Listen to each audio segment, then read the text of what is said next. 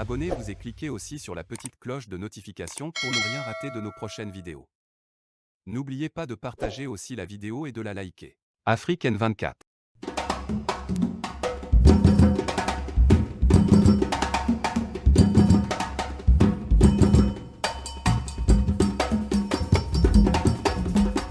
Bonsoir Dakar, bonsoir Lomé, bonsoir Ouagadougou, bonsoir Bamako, Libreville, N'Djamena, Accra, bonsoir Abidjan.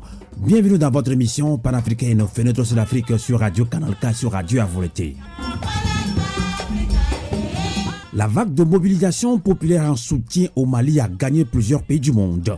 La crise au Mali semble redynamiser le combat des panafricanistes pour la libération de l'Afrique du néocolonialisme français. Eh bien, amis panafricains, les ingrédients sont-ils réunis pour mettre définitivement fin à la mise sous tutelle de l'Afrique par la France? Comment les peuples souverains africains qui jugent ces sanctions injustes pourraient-ils concrètement soutenir le Mali à dénoncer la complaisance de la CEDEAO vis-à-vis des dirigeants dictateurs de la sous-région ouest-africaine? Eh bien, ce sera l'objet de débats panafricains dans cette émission. Encore une fois, merci de votre fidélité et bienvenue au programme panafricain de Radio Canal K et de Radio Avolete.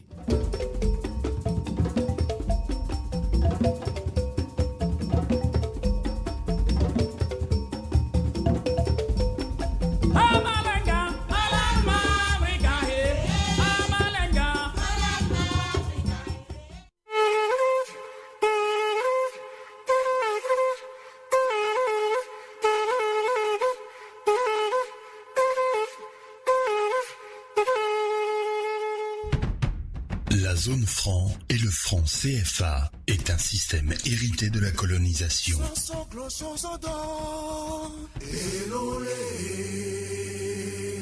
Le franc CFA freine le développement de l'Afrique. Il est aussi un outil de contrôle politique et économique sur les pays africains de la zone franc.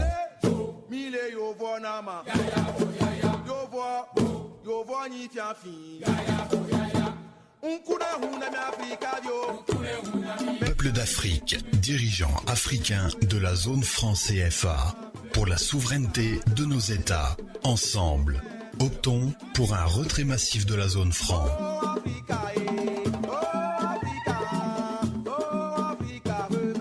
Ensemble et solidaires, nous y parviendrons.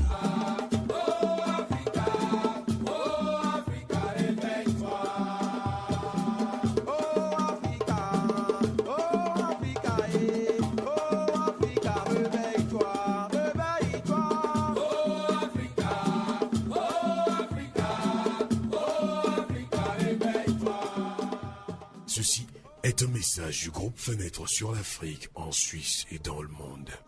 Radio Avolete, la voix de la résistance du peuple togolais. www.canalk.ch et www.radioavolete.com, la voix de la résistance du peuple togolais.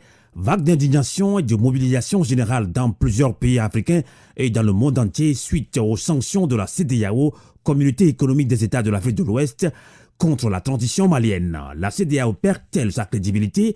La transition malienne a-t-elle suffisamment les moyens pour tenir tête à la CEDEAO et à la communauté internationale?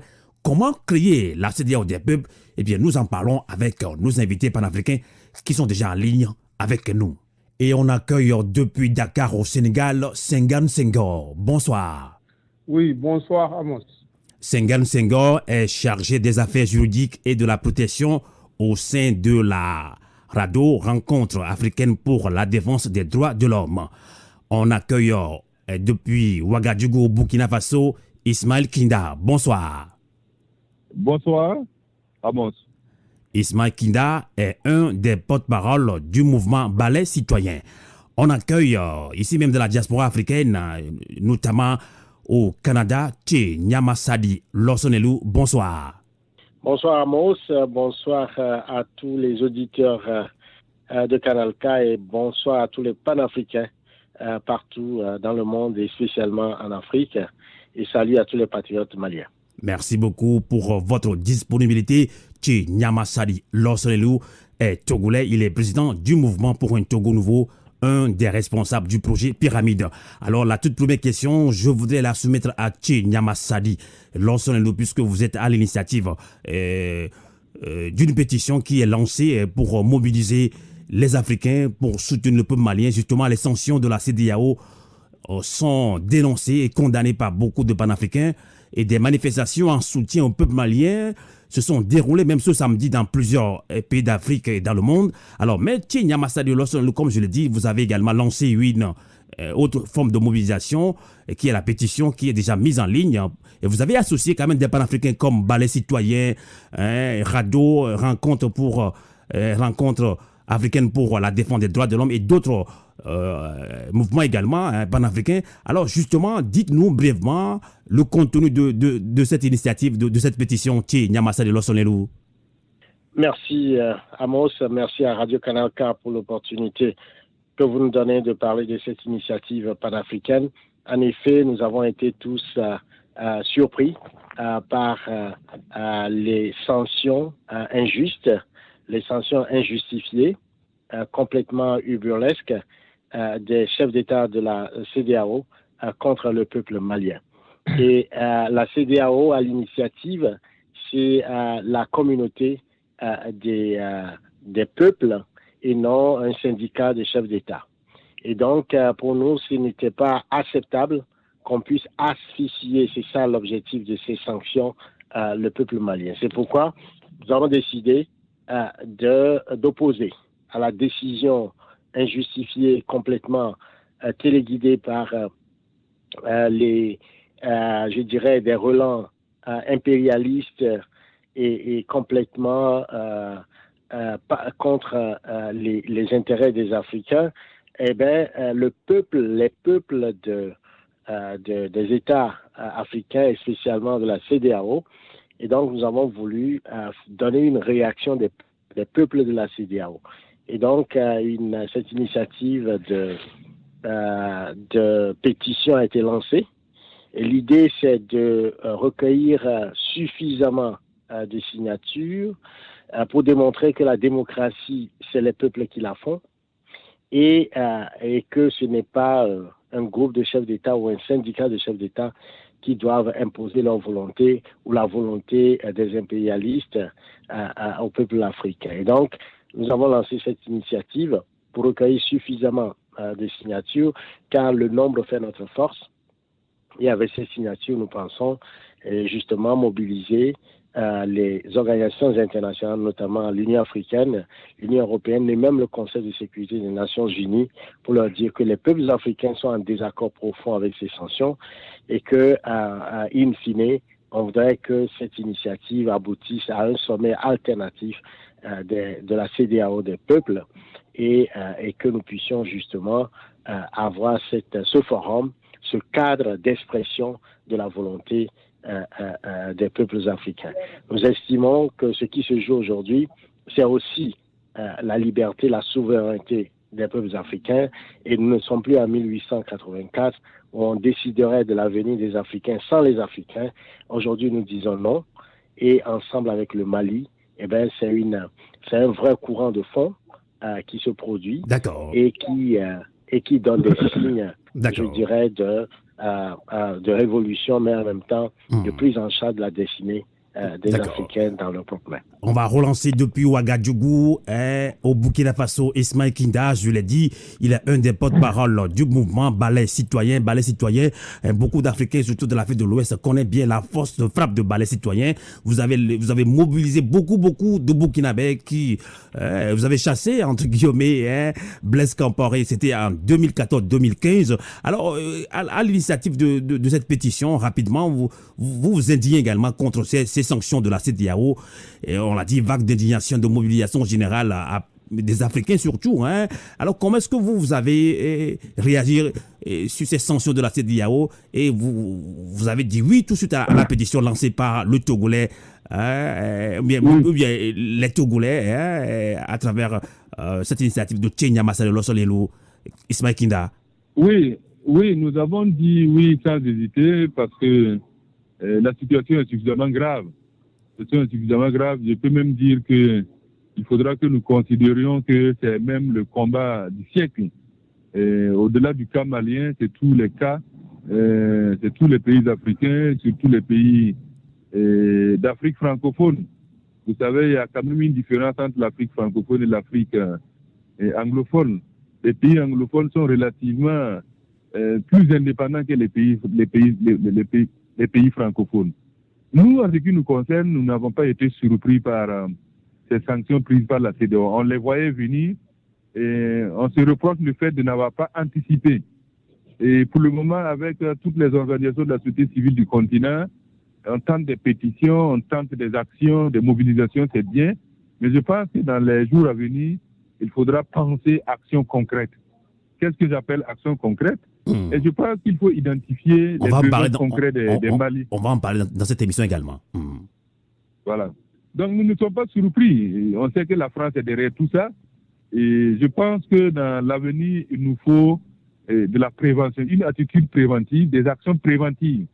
Si on avait eu, si vous voulez, le réflexe d'engager des actions préventives, et je pense que la CEDEAO et l'UEMOA ne se seraient pas aventurés à prendre des décisions totalement illégitimes et inacceptables. D'accord. Bref, il faut tirer les enseignements du fait qu'on n'a pas pu lancer des actions préventives. D'accord. Ce n'est que le début du feuilleton. Il promet d'être long. D'accord. En tout cas, Ismaël Skinda, il y a Joseph Kizerbo qui a dit, il est burkinabé, il a dit, Nalara en Sahara, si nous nous cochons, nous sommes morts. Vous pensez réellement qu'à travers cette pétition, les Africains ne commencent pas, entre guillemets, se réveiller comme il faut pour combattre la France-Afrique? Absolument. Si nous nous couchons, si nous dormions, ce sera fini pour nous. Trop, c'est trop. Ça fait des décennies que ça dure. Et tout le monde sait que la puissance coloniale française n'est pas un enfant de cœur. La France ne défend que ses intérêts. Et je pense que le cas malien doit réveiller tout le monde. Et il faut demander purement et simplement à nos États de réviser ces accords souterrains et secrets par lesquels la France nous malmène. D'accord. Et le président Macron avait promis qu'il va utiliser tous les moyens pour pourrir la vie au peuple malien, surtout à la transition malienne. C'est clair. Nous, ce qui nous a surpris, c'est l'attitude donc des pays anglophones qui se sont laissés embarquer. Au sein de la CEDEAO, quand même, vous avez des entités anglophones comme la Sierra Leone, le Libéria, le Ghana. Vous avez le Ghana et le Grand Nigeria. Le Grand Nigeria, nous, on avait espéré que ces pays anglophones, dont on connaît leur pragmatisme et leur autonomie et leur indépendance, n'allaient pas suivre moutonnement, excusez-moi l'expression, les chefs d'État francophones et qui ont transformé la CEDEAO depuis longtemps en un syndicat de chefs d'État pur et simple. D'accord. On va toujours parler de cette pétition. Quand on parle de pétition, des fois, nous, Africains, peut-être certaines personnes, on pense que oui, c'est la pétition, oui, on le fait aussi comme ça, on ne comprend pas l'enjeu d'une pétition. Alors, Senghane Senghor, vous qui êtes chargé des affaires juridiques et de la protection au sein de la rencontre africaine pour la défense des droits de l'homme RADDHO. Justement, vous êtes basé à Dakar au Sénégal et vous nous accompagnez également depuis Dakar au Sénégal. Alors, vous avez suivi également ces sanctions de la CEDEAO. Vous êtes aussi très remonté également. Là, vous êtes d'accord avec cette pétition pour une autre forme de mobilisation. Et qu'en est-il exactement de votre acceptation de s'associer à cette pétition lancée par le projet de pyramide de Tché Nyamassa Loselelo? Je suis à une émission en direct. Allez-y, allez-y, Senghane Senghor. Merci et je remercie encore la radio Canal K. J'ai bien écouté aussi les collègues sur les sanctions que la CEDEAO vient d'infliger au Mali. C'est des sanctions que nous regrettons parce que nous savons que c'est des sanctions qui touchent directement le peuple malien. Si on pouvait avoir aussi d'autres alternatives, ce serait mieux. Mais comme dit aussi Ismaël, nous ne sommes pas surpris parce que nous suivons cette situation depuis le début et au jour le jour. C'est vrai que la CEDEAO, on reproche énormément de choses à la CEDEAO, qui sont des choses vraies, parce que la CEDEAO, c'est carrément un syndicat de chefs d'État. c'est une instance qui donne l'impression que ceux qui y siègent, en l'occurrence nos chefs d'État, ne se disent pas la vérité là-bas. Ils s'arrangent autour de certaines décisions qui retombent très souvent sur les modes de gouvernance, sur les peuples et ainsi de suite. C'est pourquoi nous appelons tout le temps à une CEDEAO du peuple. Et c'est en cela que pour nous, la pétition, elle est importante. Mais à côté de la pétition, nous, mon organisation avait publié un communiqué qui ne satisfait pas, semble-t-il, à certains cercles même maliens, qui pensent que nous devons soutenir tous ceux qui sont en train d'occuper les rues au Mali et ailleurs pour demander que les sanctions soient retirées et autres. Je souligne qu'au Sénégal aussi, la société civile est en train de se préparer parce qu'on a des collègues qui appellent à une manifestation le vendredi 28 en soutien au peuple malien. Peut-être même que nous y serons. D'accord. Mais nous avions appelé à travers un communiqué à la désescalade, à voir comment faire pour ouvrir les négociations. C'était mieux que de soutenir tel camp ou de soutenir tel autre. D'accord. Parce que dans ce qui s'est passé aussi... 50 secondes, négociation entre qui et qui? Puisque la position de la transition malienne est claire, hein? Donc la France, ils doivent se départir de la France. Non, et de la CEDEAO. Aussi que ça, c'est là où j'ai entendu tout de suite Ismaël le dire, c'est là où même moi j'ai des réserves. Parce qu'on semble dire que c'est la France qui dicte les mesures. Pour moi ou pour nous, c'est peut-être une opportunité qui s'est présentée et la France s'est engouffrée. Mais ce qui s'est passé en réalité, c'est un problème entre nos chefs d'État et les autorités actuelles maliennes. Et tout le monde sait que les pays anglophones qu'il vient de citer n'ont pas leur langue dans la poche. Ce n'est pas pour rien. Et c'est heureux que les réunions se tiennent actuellement au Ghana parce que c'est le président du Ghana qui aujourd'hui préside la CEDEAO. Ce qu'il faut dire, et de manière aussi tranchée, c'est que les sanctions ne sont pas bonnes, mais ce qu'il faut dire aussi, c'est que les militaires doivent donner un discours assez clair sur la durée de la transition. D'accord. Donc pour vos 5 ans, de transition, c'est quand même beaucoup quand même. Avant même les 5 ans, il faut rappeler qu'ils ont pris le pouvoir et la CEDEAO a mis la pression. Ils ont accepté de nommer un officier, en l'occurrence Bandaou, qui était à la retraite à la tête du Mali. Ils ont nommé Makhtar Wane comme Premier ministre. Après 1 an de gouvernance, ils ont eu des problèmes et eux-mêmes, ils ont fait un autre coup d'État en dégageant ces deux-là, en les mettant en résidence surveillée, en disant à la CEDEAO, maintenant c'est nous militaires qui conduisons. La CEDEAO dit ok, maintenant on va voir comment faire pour aller à une transition civile. Ils se sont engagés à organiser des élections en février prochain. Mais jusqu'à la réunion où il y a eu des sanctions, leur langage n'a pas été clair. C'est à la réunion qu'ils ont proposé 5 ans. Quand il y a eu du bruit, ils sont revenus, ils ont proposé 4 ans. Je rappelle que le continent africain, c'est le continent où il y a eu plus de coups d'État depuis l'indépendance. 58 coups d'État.